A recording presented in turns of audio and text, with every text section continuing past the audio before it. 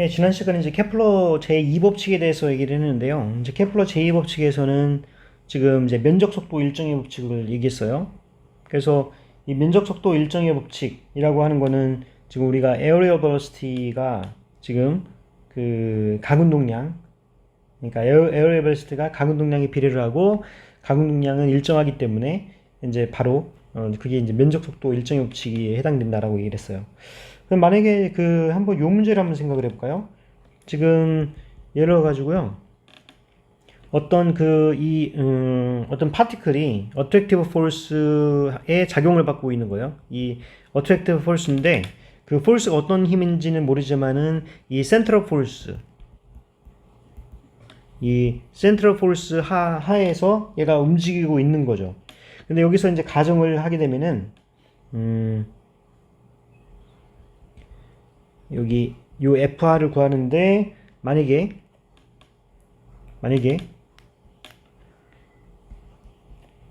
그 얘가 if a mass if a particle orbits by circular, 그러니까 circular motion, 그러니까 얘가 원운동을 한다. 원운동을 할 때 이 힘은 어떤 모양을 가져야 될 건가 하는 걸 한번 생각을 해보겠습니다. 우리가 이제 그 실제 아까 그 뭐라고 그랬냐면은 요 R이라고 하는 거가 R로 이제 주어졌죠. 센트럴 포스에서. 그 다음에 이제 여기 V는 이게 R 다트 R 플러스 이 R 다트 R 세타 다트의 세타 이제 이렇게 주어졌다고 했어요. 그럼 이제 가속도는 어떻게 될 거냐? 가속도는 얘가 R2 다트 R 플러스 R의 이제 R 다트의 이제 DRDT인데 이제 DRDT는 세타 다트 세타죠. 플러스 R 다트 세타 다트 세타 플러스 R 세타 2 다트 세타 플러스 R D 세타 DT D 세타 DT는 얘는 이제 마이너스 R 세타 다트의 제곱 R이 되죠. 근데 지금 얘는 그 원운동을 하고 있어요. 원운동이 뭐예요? 얘가 R이 일정한 거잖아요. 그래서 일정하기 때문에 R 다트로 되어 있는 거는 다 0으로 만들어 버려도 됩니다. 얘가 서큘러 모션이기 때문에. 그래서 지금 이제 그리고 또 하나가 뭐냐면은 요 앵귤러 액셀러레이션, 이게 앵귤러 액셀러레이션이죠. 에세타 2 다트가 여기에 이제 앵귤러 액셀러레이션이 없다고 이제 생각을 하면은 이것도 이제 0으로 이제 치면은 뭐만 남냐면 마이너스 R 세타 대 제곱 R만 남거든요. 이게 바로 이제 그 구심력이 되는 거죠. 그래서 우리가 이제 FR이 이제 이 R 방향으로 작용하고 있는 힘인데 얘가 바로 이제 구심력으로서 마이너스 MR 세타 다트 제곱으로 나오게 된다는 거죠. 그 다음에 이제 앵귤러 모멘텀이 뭐로 주어지냐면은 얘가 MR 제곱 세타 다트로 주어지는데 얘가 이제 콘스탄트라고 얘기를 했어요. 그러면은 얘가 이제 그 여기 요 L 제곱이다 라고 하게 되면은 얘가 이제 M 제곱에 R의 4승인데 이걸 R의 3승에 R 세타 다트의 제곱 이제 이렇게 쓸 수 있죠. 이제 그렇게 되면은 요 FR이 뭐가 되냐면 여기 마이너스 MR을 이제 곱하니까 그러니까 요 MR의 세타 다트 아니 MR이 아니라 M의 R 세타 다트가 뭐냐면 R 세타 다트의 제곱은 지금 M 제곱 R의 3승분의 L이죠. 그래서 얘는 지금 마이너스 M R의 3승분의 L 제곱이 돼요. 그래서 이거는 뭐냐면 지금 그 L이 일정하잖아요. L이 일정하기 때문에 그리고 M도 그 상수고 그래서 이거는 FR이 뭐에 비례를 하게 되냐면은 마이너스 R의 3승분의 1로 비례를 하게 된다는 사실을 알 수가 있는 거죠.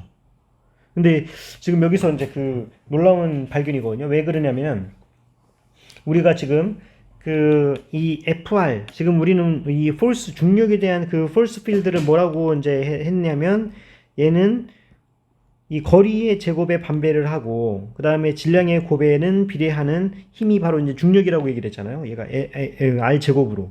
근데 그게 아니라 얘가 만약에 원운동을 한다. 이제 정확하게 타원 운동이 아니라 원운동을 하게 되면은 R의 3승에 비례하는 힘을 가져야 된다는 거죠. 그 얘기는 뭐냐면 우리 그 행성의 행성의 운동 자체가 얘가 그 행성의 운동 자체가 지금 타원이다라는 거를 제가 말씀드리려고 하는 겁니다. 그래서 이제 요 얘기를 이제 하게 되는데 그게 바로 이제 케플러 제1 법칙입니다. 그래서 케플러 제1 법칙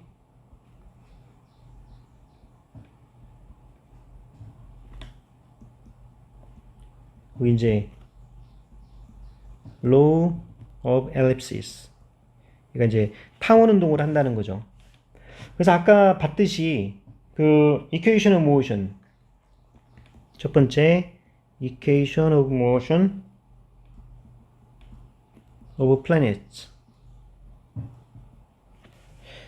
보게 되면은 이제 우리가 mr2가 이제 센트럴 포스니까 R의 함수로 R 방향으로 주어지는 거라고 얘기를 했고요.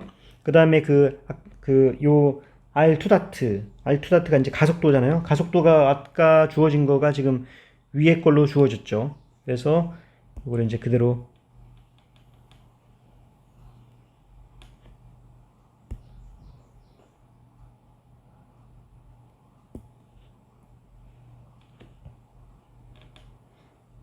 여기서는 일단 이거를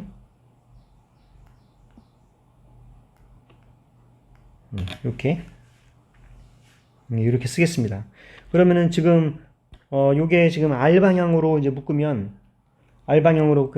지금 R2 그 다음에 마이너스 R 세타 다트의 제곱 요게 이제 R 방향의 성분이고 그 다음에 세타 다트로 묶으면은 R 다트 세타 다트가 두 개가 있으니까 R 다트 세타 다트 플러스 R 세타 2 다트 얘가 이제 세타 방향 이렇게 되죠. 그래서 그 힘의 두 가지 이제 컴포넌트가 있는데 레디얼 방향으로의 컴포넌트는 m의 r2 다트 마이너스 r 세타 다트의 제곱 이런 식으로 나타나고 그 다음에 세타 방향의 컴포넌트 사실 세타 방향의 컴포넌트가 이 토크죠. 토크 이제 얘가 토크에 해당되는 건데 이 토크는 지금 m의 2r 데타 세타 다트 플러스 r 세타 2 다트인데 요거는 다르게 쓰면은요 m의 ddt에 r 다트 아니야 r 다트가 아니라 r의 세타 다트의 제곱에 해당되는 거죠. 네, r의 세타 다트의 제곱 네, 이렇게 되죠. 네, 이렇게 되면은 근데 얘가 지금 토크가 지금 없어요. 우리는 가운동량 보존 법칙을 지금 얘기하고 있기 때문에 이제 그래서 여기서 이제 r 세타 다트의 제곱을 우리가 이제 n분의 l로 해서 이걸 우리가 스몰 l이라고 씁시다. 그래서 지금 여기서는 이제 가군동량 보존 법칙에 의해서 면적 속도 일정의 법칙이 나왔는데 그게 사실은 어디서 나왔냐면요. 지금 요런 요 두 번째 세타 방향에 토크가 없다고 하는 그 조건에서 나온 거잖아요. 이제 그거는 이제 그거고 지금 이 두 번째 거 요거 첫 번째 요 식이 바로 이제 그 R 방향 이 궤도를 나타내고 있는 거죠. 요 궤도 방정식이 지금 요 1번 식에 이제 첫 번째 식에 여기 나타나게 되는 겁니다. 근데 지금 이거 같은 경우는 지금 시간의 미분이 이제 포함되어 있는 거잖아요. 그 시간의 미분이 포함되어 있는 경우에 이거를 미분 방정식을 풀든지 어쨌든 적분 방정식으로 풀든지 그 솔루션은 시간의 함수로 나오겠죠. 근데 우리는 지금 이제 그 궤도를 알고 싶은 거예요. 궤도. 근데 궤도라고 하는 거는 이제 시간의 함수가 없어야 되거든요. 시간의 함수가 없어야 되는데 그 시간의 함수를 없애는 약간의 테크닉을 이제 좀 부여하겠습니다. 그 테크닉이 뭐냐면은 바로 이렇게 하는 거예요. 지금 여기 R 대신에 이제 1 over U로 쓰는 거죠. R 대신에 1 over U. 지금 그 위에 있는 그래서 이제 요거 같은 경우 R 다트를 하게 되면은 얘가 U로 하니까 마이너스 1 over U 제곱의 U 다트가 되죠. 그래서 요 U 다트를 또 어떻게 바꾸냐면은 얘가 1 over U 제곱은 이제 나오고요. 얘가 이제 du d 세타 세타의 함수로 나타내는 거예요. 그러면 이제 d 세타 dt가 되잖아요. 그럼 d 세타 dt는 이제 세타 다트죠. 그래서 여기 u제곱분의 그 u제곱분의 1이 바로 r제곱이기 때문에 마이너스 r제곱 세타 다트로 나오고 du d 세타가 된단 말이죠. 근데 r제곱 세타 다트의 제곱은 뭐냐면 L로 일정했었어요. 그래서 얘는 마이너스 L에 du d 세타가 됩니다.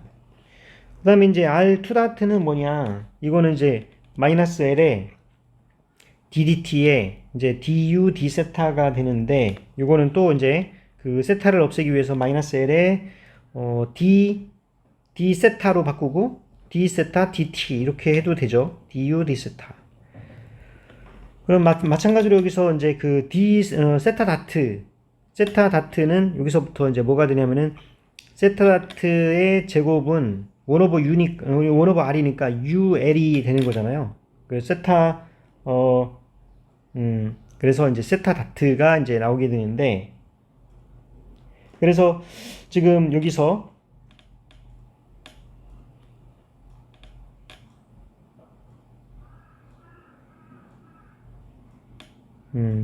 잠시만요. 여기서 그 세타 다트의 제곱이 ul 이렇게 되는 거고,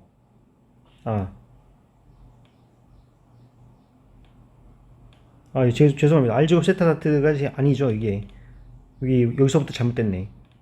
r제곱 세타 다트예요. r제곱 세타 다트. 뭔가 이상하다 했어요. 그래서 r제곱 세타 다트. 예, 그래서 지금 여기 세타 다트는 뭐가 되느냐면은 u제곱 l이 되는 거죠. u제곱 l.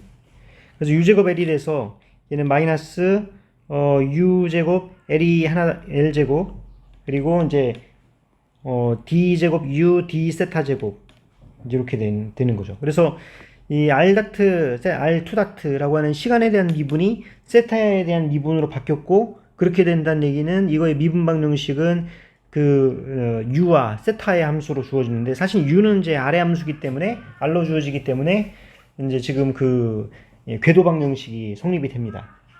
그래서 그 위에 요 스타식을 보게 되면은 이 m으로 이제 나눠주게 되면은 이 세타 R2 다트가 뭐냐면은 마이너스 u제곱 l제곱에 d제곱 u d 세타 제곱, 그 다음에 마이너스 r 세타 제곱이 바로 l이었죠. r이 지금 1 오버 u고, 세타 다트는 지금 u제곱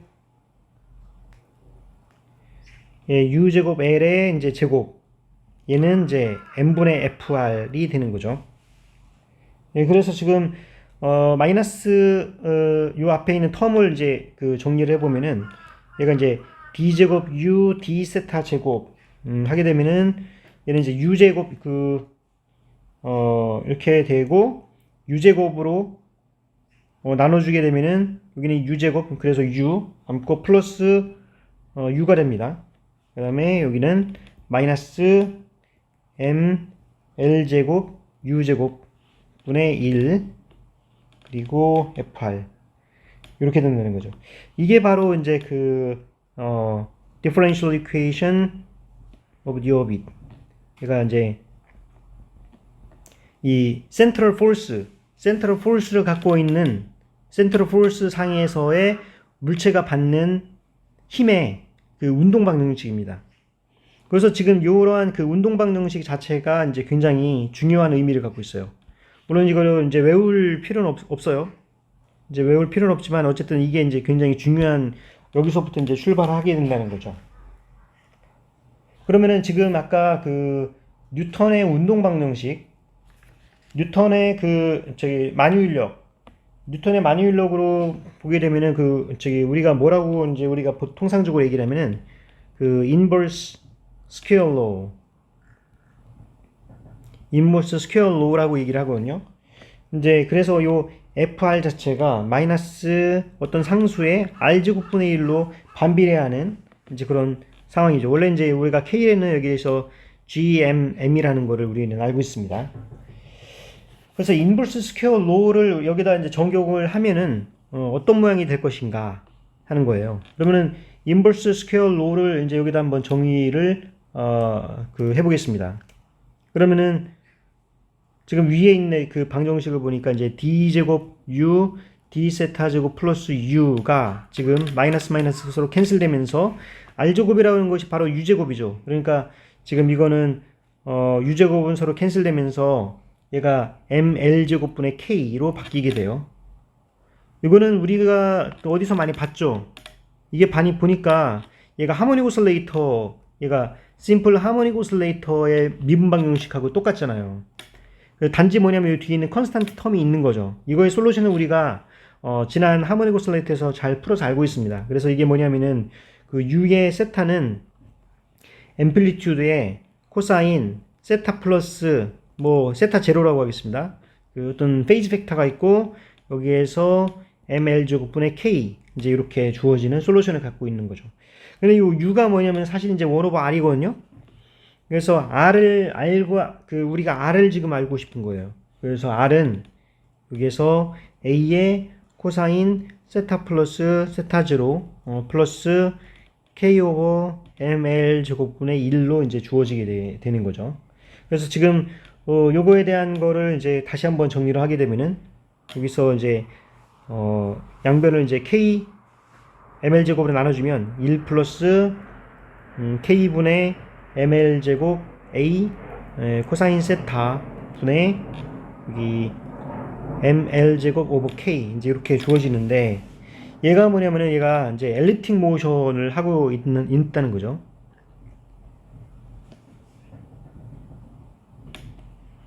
그 얘가 왜 엘립틱 모션을 하고 있느냐 여러분들 이제 그 1학년 때 수학 시간에 이제 배웠을 것 같긴 한데요. 한번 이 엘립틱 모션에서의 그 수학에 대해서 살짝 다시 한번 리마인드를 해보겠습니다. 지금 그림이 좀 이상하긴 한데 이제 봐주세요. 지금 이러한 그 극단적인 이제 엘립스 모양이 있어요. 지금 이제 여기가 x 방향이고 이제 y 방향입니다.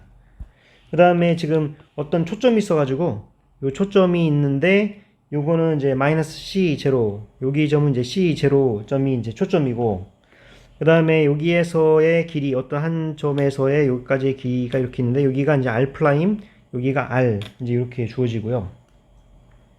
그리고 여기가 세타. 그래서 여기가 이제 엡실론 a라고 하는 엡실론 a이고요. 여기 엡실론은 우리가 이제 그 20률 eccentricity 얘는 이제 a분의 c예요. 그래서 요게 지금 우리가 이제 20률이라고 얘기합니다. 20률이라고 얘기하고 여기가 A, 여기가 B. 이제 메이저 엑시스가 A, 그리고 마이너 엑시스가 B. 그리고 그 여기에서 요거를 이제 그 이쪽 요 초점으로 이제 했을 적에 여기에 해당되는 그 점을 우리가 이제 알파라고 얘기를 합니다. 그래서 요 알파를 우리가 뭐라고 얘기하냐면은 레티스 렉텀. 제가 이거를 렉투스 렉텀 한국말로 뭐라고 하는지 기억이 잘 안 나네요. 어쨌든 렉투스 렉텀이라고 얘기를 합니다. 근데 지금 그 이러한 엘립스의 정의는 지금 우리가 이제 r 프라임 플러스 r이 콘스탄트인데 얘가 이제 2a로 주어지는 게 이제 2a로 주어지죠. 왜냐면은 지금 얘가 이제 이 지점 요 지점에 이제 위치를 하게 되면은 여기 r은 지금 그 요 지점에 위치를 하게 되면은 요 r은 이제 그 a 마이너스 c가 되고 있는 거고요. 그 다음에 이제 r 프라임 같은 경우에는 지금 a 플러스 c가 되기 때문에 그래서 이제 r 플러스 r 프라임 하게 되면은 얘가 2a가 되는 거죠. 여기 그 세미 메이저 엑시스 그 지점에서. 그래서 지금 이러한 상황이고 그 다음에 이제 요거를 그 r 프라임을 이제 해보게 되면요.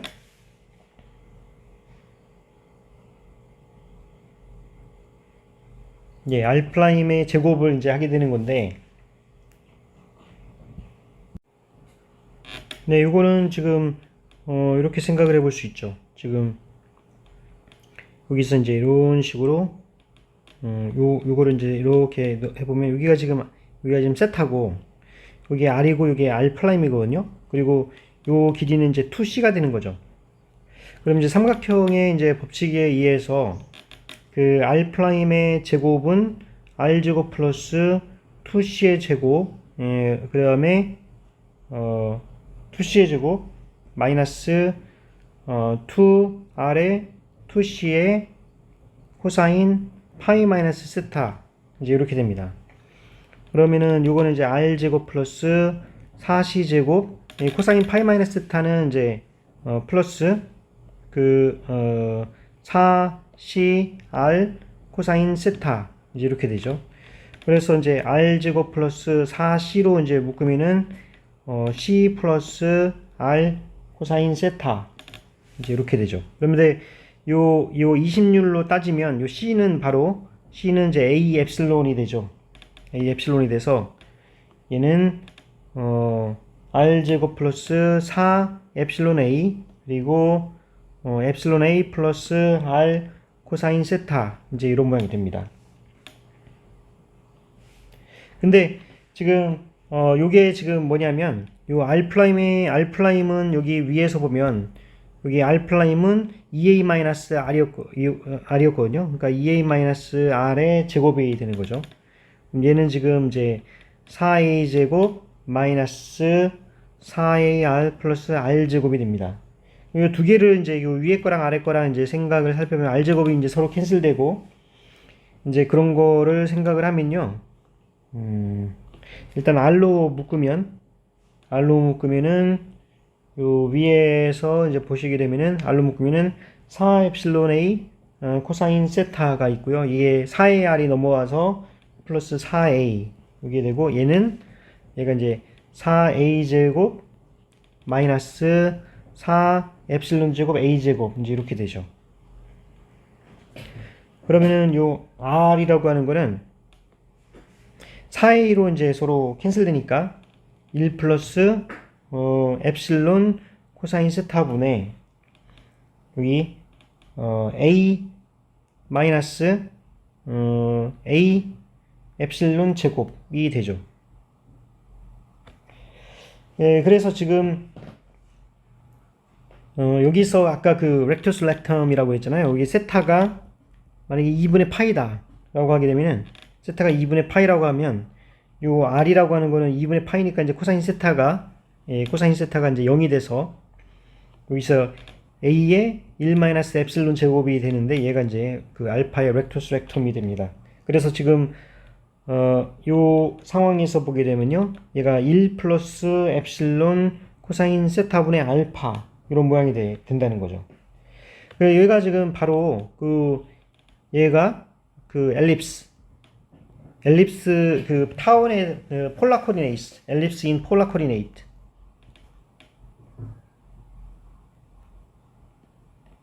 이 폴라 코디네이트에서의 그 타원 방정식이 바로 이제 이런 모양이 되거든요.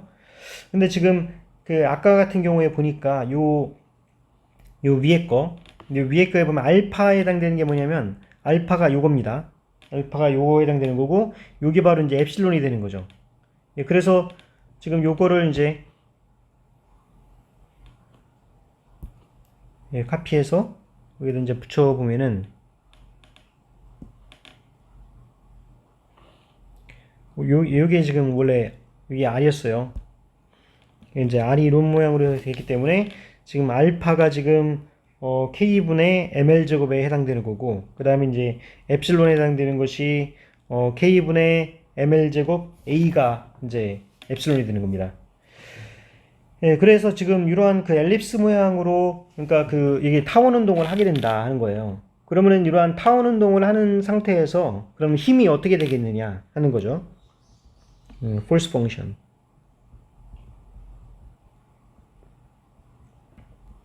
이 타운 운동을 하는 상태에서 force function이 어떻게 되겠느냐.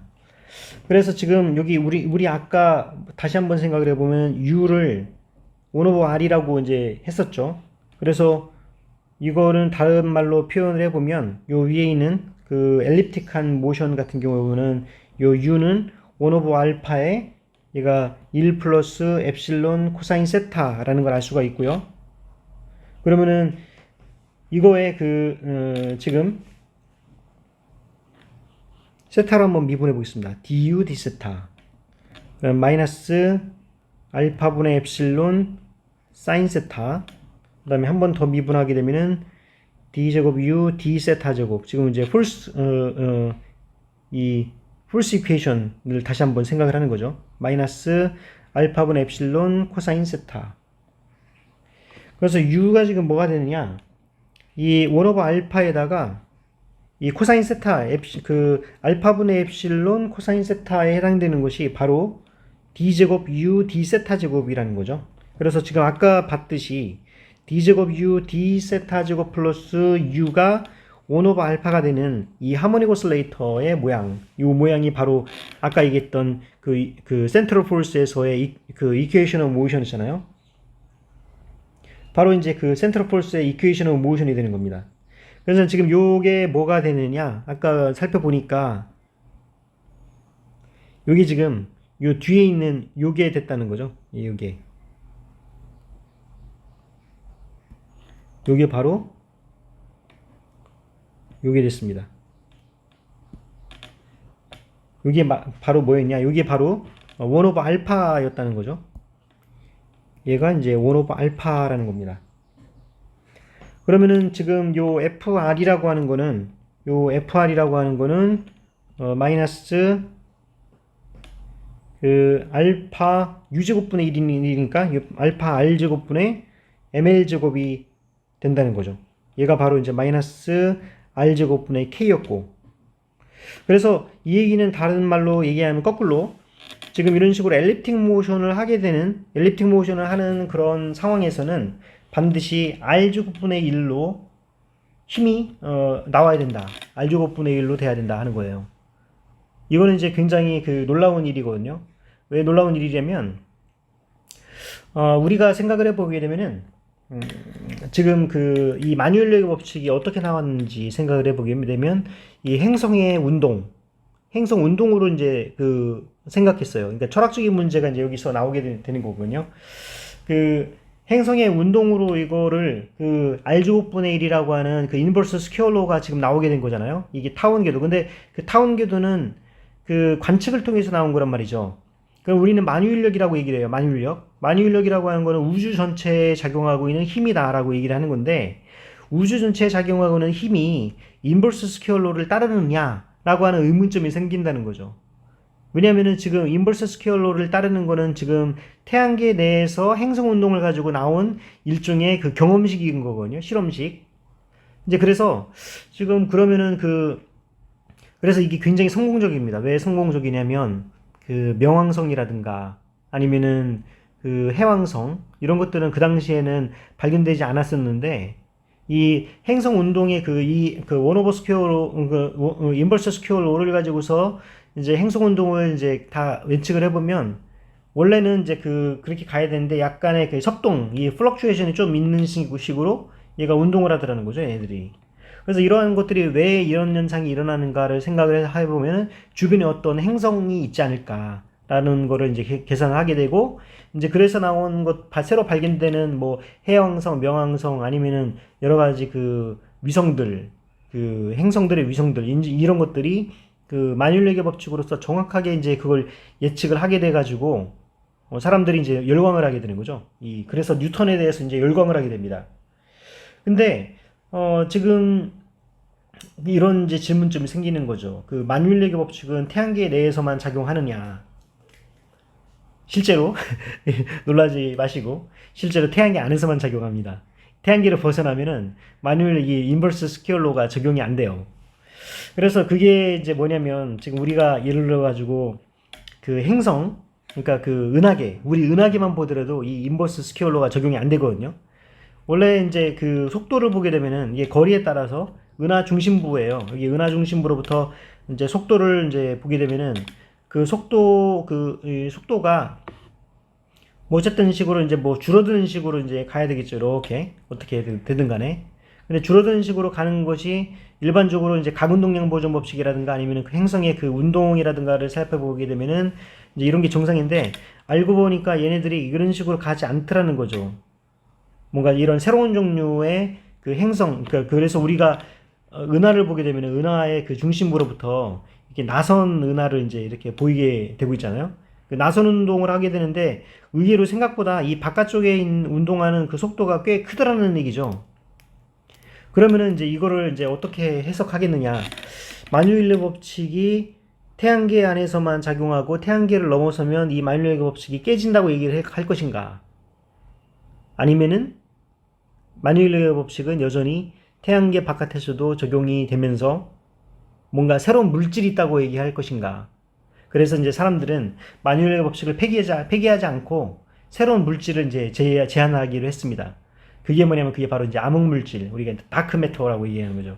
그래서 이제 다크 매터가 있다고 가정을 하고 우리 눈에는 보이지 않지만 어떤 질량을 갖고 있는 물질이 그 은하계 안에 퍼져 있어서 은하계의 속도를 이제 새로운 속도를 결정하게 된다라고 얘기를 하고 있는 거고요. 여전히 이제 그 마뉴엘의 법칙은 유효하다라고 이제 얘기를 하고 있는 겁니다. 그래서 이제 그 다크매터가 뭔지에 대한 그런 거를 이제 그 발견하기 위해서 사람들이 많이 노력을 하고 있고, 이제 그게 발견되면 뭐 그 사람은 이제 노벨상을 받을 수가 있겠죠.